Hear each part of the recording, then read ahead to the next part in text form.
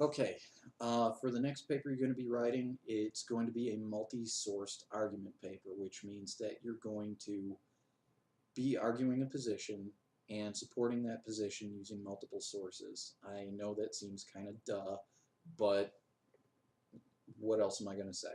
You know, it's multi-sourced argument paper. It's exactly what it says.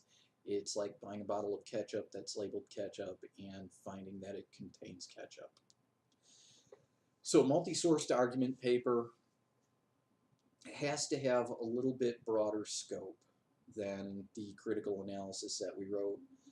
The synthesis paper is kind of a precursor to a multi-sourced argument paper because you're incorporating more than one source as well. But with the critical analysis, you were getting super specific about a single source. So you identified your subject, your action, your method, and your intent.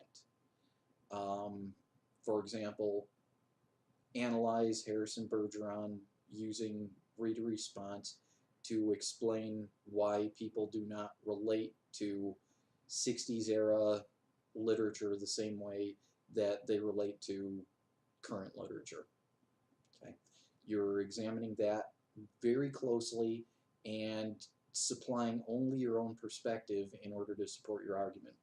With a multi-sourced argument paper, your responsibility is to take a position and incorporate multiple sources that may not completely support your argument or your position, but components of them may support observations that you make in the context of your argument.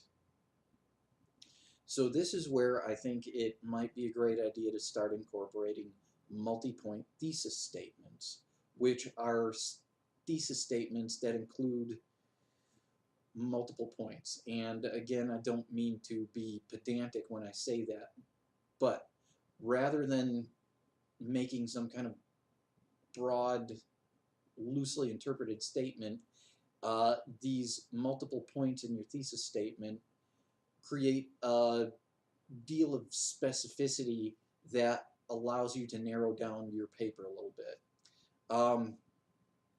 If you consider the syllabus that I posted for this class, there's a list of banned paper topics. Each of those topics is banned not because of any specific political feelings or anything like that, but that for one, they are exceptionally broad and hard to write thoroughly, and two, they are the low-hanging fruit that have been written about so often that there's really nothing original left to say about them. So you run into the issue of inadvertent plagiarism. So many people have said the same thing, that a plagiarism detector will find it no matter what. So, for example, if we want to write a paper on gun control, despite it being a banned paper topic, consider how big the topic of gun control is. How long has the gun actually existed? We find evidence of gunpowder all the way back to the 13th century. So what is the scope of your paper? Using a multi-point thesis statement, we can create a very specific scope for that paper by identifying 2 or 3 specific points that we want to attack in the context of our topic. Let's say, once again, a banned topic, global warming. Let's say we want to write global warming. Again, a really big topic. For starters, our thesis statement might narrow it down with the point of being global warming contributions by the United States. Then we might create a secondary point for our thesis statement that includes, or excludes rather, all emissions before the 1980s. Okay. Finally, our third point could include only carbon monoxide and carbon dioxide emissions within the United States. So we've taken this really broad topic, which is a global concern. Almost all countries contribute a great deal to the pollution that is responsible for causing global warming, but we've narrowed it to the United States, to a specific time period, and to specific pollutants. What that multi-point thesis does is it also creates sections for the paper. Now, if you consider that the introduction of your paper is approximately a page to half a page, your conclusion is approximately half a page to a page, those are 2 pages of your paper that are already taken care of. So we've narrowed it down from a 10-page paper to 8 pages of content. The 8 pages are now divided into 3 sections. So don't think of it as this monolithic 10-page paper that you have to write. Think of it as a collection of 2.5 to 3-page papers that are related by transitions and topic that you have to write an introduction and a conclusion for, and then assimilate into a single paper. So section 1, the United States contributions, maybe 2 pages, maybe 3 pages. Section 2, another 2 pages potentially. Section 3 might be a little bit bigger because of the concept of pollutants. You might have to provide some more information to your audience in order for them to understand how these pollutants work and what they do that contributes to global warming.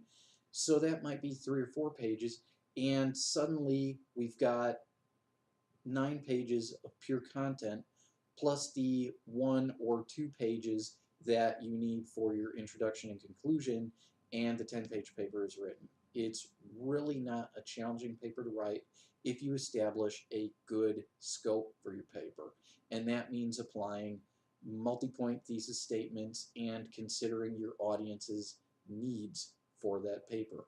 How much information does your audience need in order to understand the topics and terms that you're going to be talking about? And researching information to include in the paper that covers that information for your audience is perfectly relevant too.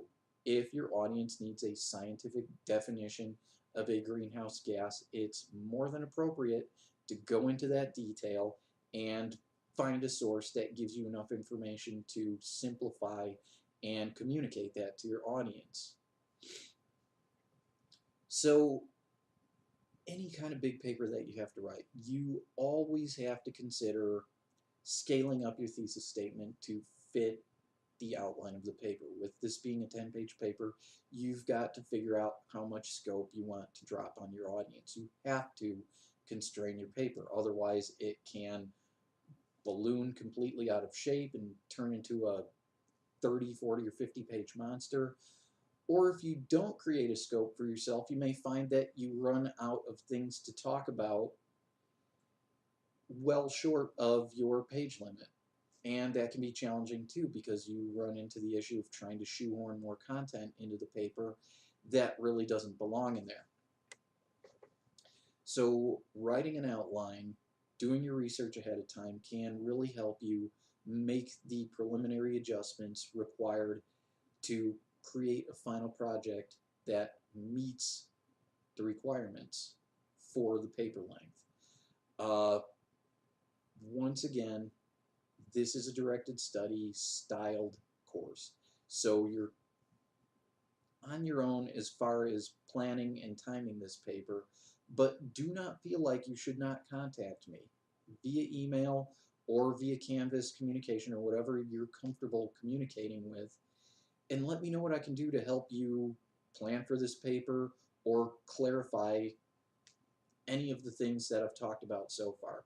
There will be additional content available to help you get an idea of how to outline this and everything else, but please remember that I am a resource for this class too, and that you should contact me anytime you have questions.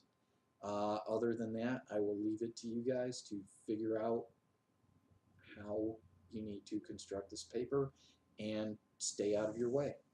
Thanks.